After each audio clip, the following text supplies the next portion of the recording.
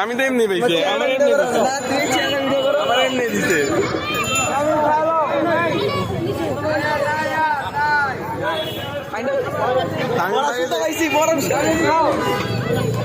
তামিম লেবু পাইছে বাও লেবু দাবার ওকে বরফ সিদ্ধা পাইছি। আল্লাহ বরফ আমি বরফ পাই নাই ভাই একটু দেখি ক্যামেরাটা।